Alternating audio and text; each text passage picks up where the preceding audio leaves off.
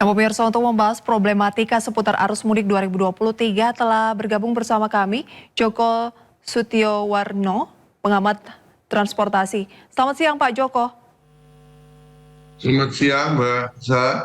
Terima kasih banyak untuk waktunya pada siang hari ini Pak Joko. Bagaimana sih Pak Joko melihat Ya, pantauan arus mudik kali ini? Nah, mudik kali ini kan diprediksi akan melonjak dan beberapa yang sudah kami pantau dari sejumlah jalan tol tadi begitu ya, termasuk kilometer 57, Cipali dan lain sebagainya ini sudah mulai mengalami kepadatan dan diperkirakan masih akan terus meningkat meskipun para polisi begitu ya sudah menerapkan kontraflow kemudian juga one way.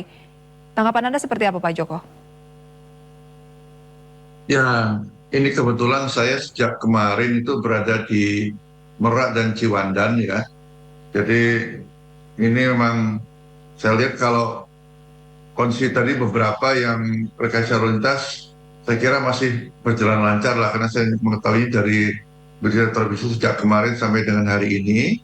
Namun yang saya lihat di eh, Ciwandan ini saya anggap berhasil untuk mengurai kepadatan yang selama ini menahun dan cukup klasik terjadi di Pelabuhan Merak. Ya. Jadi dalam tahun ini itu setidaknya ada 5 hal yang mungkin harus dicermati. Pertama itu untuk di jalan tol, ya karena favorit jalan tol. Yang kedua itu mudik gratis. Kemudian ketiga sepeda motor. Kemudian yang keempat itu adalah bagaimana melakukan rekayasa lalu lintas sepanjang mudik, ya. Dan yang kelima adalah kita bicara keselamatan, itu Mbak. Penyeberangan maksud saya, penyeberangan Merak Bakahuni. Dan khusus yang saya kira kalau one way dan sebagainya saya ikuti memang cukup lancar, Mhm. ya. Nah ini memang ada sisi positif negatifnya. Kalau one way terus-menerus ini yang jemput ke Jakarta bis-bisnya agak terlambat ini. Kasihan juga kadang ya. Tapi mungkin nanti parsial aja lah. Ada jam tertentu nanti bis-bis penjemput mudik yang kemarin ini bisa segera kembali dan sampai di Jakarta. Gitu Pak. Oke, Pak Tapi Joko kalau melihat, yang di Ciwandan, Alhamdulillah saya lihat bisa berhasil untuk mengurai kemacetan yang meskipun panjang yang ada di Merak, tapi kan cuma kendaraan pribadi aja. Sementara sepeda motor mhm, dan truk itu sudah dialihkan ke Pelabuhan Ciwandan gitu. oke, Pak Joko, masalah kemacetan menjadi hal yang klasik, artinya ya setiap tahun akan terulang, tahun depan juga akan demikian, mungkin lebih meningkat lagi begitu ya. Nah, apa yang sebenarnya perlu kita antisipasi bukan hanya semacam sistem jangka pendek bahwa mengantisipasi mudik yang signifikan di tahun 2023 ini, tapi lebih kepada jangka menengah panjang menurut Anda? Ya sebenarnya kajian tahun 2008 itu kalau hanya membutuhkan jalan raya aja butuh 8 lajur Mhm, ya untuk mudik ini biar lancar. Tapi kan itu tidak mungkin sehingga betul. ini harus dilakukan dengan bagaimana mengelola demand. DDM-nya, Transport Demand Manajemennya adalah dengan mengelola kapasitas dan mengelola waktu. Ya, kalau mengelola kapasitas kita sudah lihat bagaimana mengurai di Pelabuhan Merak. Andaikan Merak itu masih digunakan sendiri tanpa ada tambahan di Pelabuhan Ciwandan, kemudian kalau padat masih ada kiat, ini justru menjadi menahun. Tapi dengan diurai tersebut sudah nampak di Ciwandan sudah berhasil lah ya. Artinya bagi pesepeda motor yang sebelumnya tahun-tahun yang lalu bisa berjam-jam menunggu di Merak, ini di Ciwandan lebih kurang rata-rata 1 jam di pengendapan itu mereka sudah bisa masuk ke kapal. Ya, nanti tinggal proses dari kapal penyeberangan masih ada proses ya, tapi setidaknya merasa ayam lah kalau sudah masuk kapal. Maksimal tuh 1 jam ya di rata-ratanya di pengendapan karena diberi tempat pengendapan, ada tenda dan sebagainya. Nah, itu nanti mereka tetap digiring ke kapal. Kemudian untuk angkutan barang juga demikian, jadi tidak numpuk di jalan tol. Mereka punya kawasan juga ya masuk ke Pelabuhan Ciwandan, jadi lebih manusiawi untuk mereka antri, lebih mudah ketimbang yang tahun-tahun sebelumnya berjajar di jalan tol dan itu sangat mengganggu juga untuk pengguna tol lainnya. Gitu ya, itu yang kapasitas kita bicara kapasitas manajemen kapasitas. Kemudian yang kedua kita bicara manajemen waktu, bagaimana mengatur waktu. Kalau melihat hasil survei Badan Kebijakan Transportasi (BKT), itu puncaknya tanggal 21. Nah, karena 21 mepet dengan tanggal 22 yang Lebaran Nasional, makanya dimajukan liburnya 19. Dan nampak sekali bahwa mulai tadi malam sampai hari ini mungkin besok itu puncaknya. Setelah itu tanggal 20 sudah mulai mereda. Ini 2 hari inilah mulai puncak. Nah, artinya sudah diurai dan sebelumnya juga sudah ada liburan-liburan anak sekolah dan sebagainya. Sehingga akhir minggu lalu juga sudah mulai bergerak. Ditambah juga ada diskon untuk masuk tol umpamanya ya. Ini juga menarik pengguna masyarakat. Tapi tentunya ke depan kita tidak bisa seperti ini Betul. terus-menerus ya, karena pengguna sepeda motor meningkat pesat. Tadi malam saya nggak tahu pastinya, tapi puluhan ribu yang menyeberang. Saya bayangin itu puluhan ribu menyeberang, apalagi yang ke Jawa Tengah atau sebagian Jawa Timur jauh lebih banyak. Nah, oleh sebab itu ini harus dipikirkan bagaimana membuat angkutan umum di daerah itu lebih baik ya, tidak seperti sekarang. Karena para pemudik itu kalau kami tanyakan kenapa bawa sepeda motor atau mobil, rata-rata ya pertama dia berpikir sampai daerah tujuan agar mereka bisa bermobilitas ya. Karena apa, di daerah tujuan itu angkutan umumnya sudah tidak ada lagi. Nah, mereka butuh silaturahmi, mau jalan-jalan nantinya, dan wisata apa. Nah, oleh sebab itu mulai sekarang harus dipikirkan bagaimana membuat public transport di daerah-daerah seperti Transjakarta.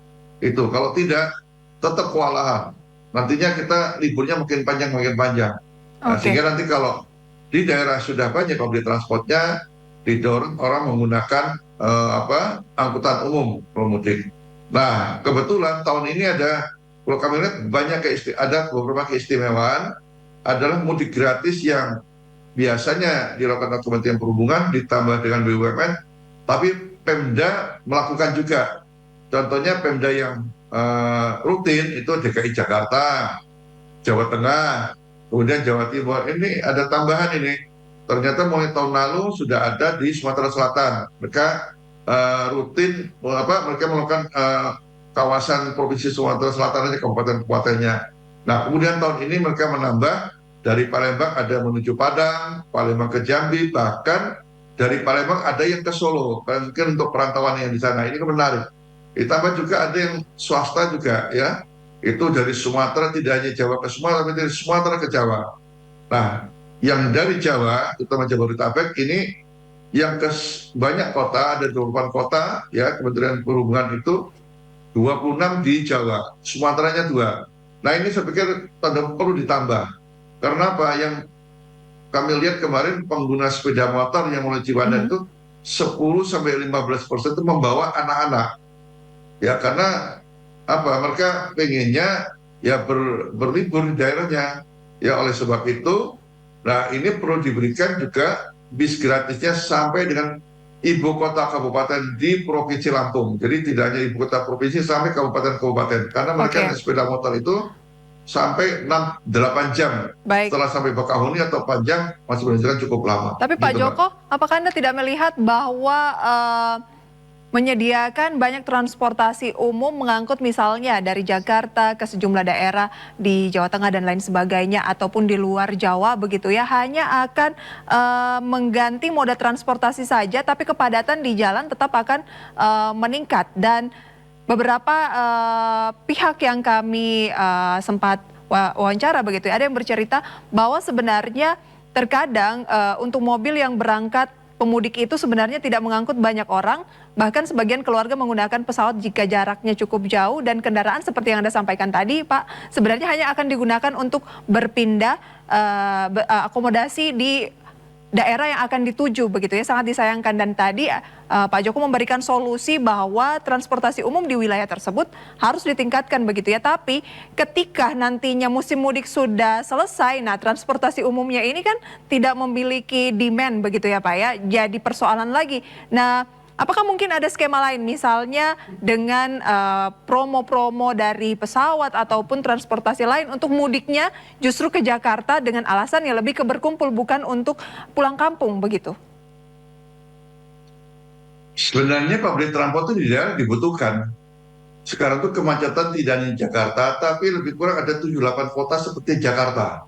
Di daerah ya, seperti di Medan, Palembang, kemudian Bodetabek juga, ya, kemudian di Semarang, Bandung, Surabaya, Denpasar, Makassar, itu sudah macetnya hampir seperti Jakarta, terutama pada jam sibuk gitu kan. Nah, belum daerah-daerah kecilnya, artinya public transport itu dibutuhkan di daerah. Untuk lokal pun keseharian mereka butuhkan, karena akan menambah kemacetan kota dan itu juga makin banyak orang beli BBM yang berdampak apa? Inflasi di daerah itu tinggi. Ya harapannya dengan angkutan umum tidak hanya untuk pemudik sebenarnya, tetapi bagaimana untuk mengurangi kemacetan di daerah, mengurangi angka kecelakaan di daerah, kemudian apa, menurunkan angka inflasi, dampak dari pembelian BBM yang cukup banyak gitu ya. Jadi bukan hanya menghadapi pemudik aja, tapi setidaknya kalau ada pemudik, ini kan mereka ada harapan, di daerah kami sudah ada angkutan umum, untuk apa bawa mobil, ya. Nah memang ada tawaran-tawaran tidak pakai mobil, contohnya ada mudik gratis menggunakan kapal laut, gitu ya. Cuman peminat kapal laut tuh masih sedikit, Mhm. makanya kami mengusulkan, ini sedang berproses, adanya evaluasi mudik gratis, entah itu motor maupun bus seperti apa, sehingga kita akan tahu ke depannya pemerintah bagaimana akan mengantisipasi moda-moda transportasi yang sepi peminat. Nah, ini baru tahun ini ada evaluasi, mudah-mudahan nanti setelah Lebaran akan ketahuan hasilnya seperti apa, segera ditindaklanjuti untuk mudik Lebaran minimal nanti Nataru lah 2023. Oke, Gitu. Pak Joko, lantas bagaimana dengan Anda katakan tadi bahwa memang ya transportasi umum yang banyak begitu ya dibutuhkan di wilayah-wilayah yang atau daerah-daerah yang juga cukup besar seperti Surabaya dan lain sebagainya, Makassar begitu ya. Apa sih yang menjadi dari point of view Bapak, apa sih yang menjadi penghambat sampai dengan solusi tersebut kok belum maksimal-maksimal juga, bahkan ya bisa dikatakan di Jakarta juga terus diupayakan gitu? Ya, sebenarnya di daerah itu yang belum maksimal karena memang pertama kebijakan fiskalnya rendah, tidak seperti di Jakarta. Itu yang sering jadi alasan. Namun ini ada beberapa kota daerah mereka pakai APBD.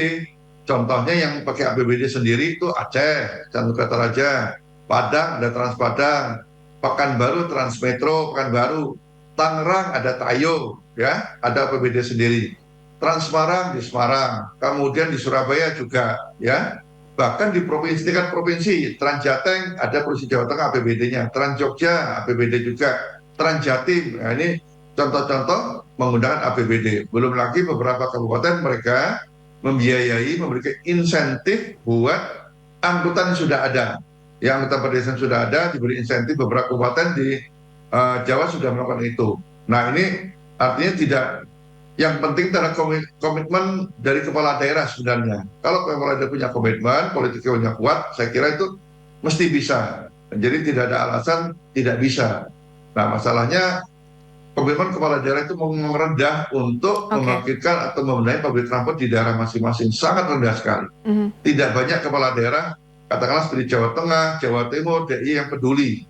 Ya, ini provinsi ya, dia sebut beberapa kota tadi. Banjarmasin salah satunya, di kota Banjarmasin adalah APBD juga gitu ya.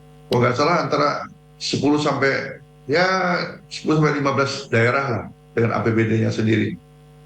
Komitmen sebenarnya itu yang dibutuhkan ya Pak Joko, agar kondisi yang kita PR yang kita alami soal mudik setiap tahun ini tidak berlanjut. Tapi kalau kita lihat kondisi saat ini mungkin beberapa tahun ke depan masih akan seperti ini. Dan ya saat tadi Pak Joko juga sempat menyampaikan bahwa kalau mau bisa dikatakan maksimal itu butuh sampai 8 jalur, sementara ya itu tidak Lanjut. mungkin.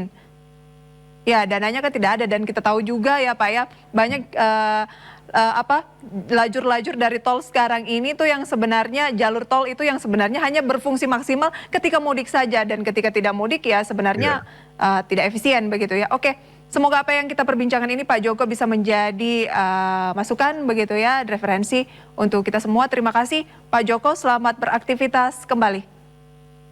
Terima kasih, selamat pagi.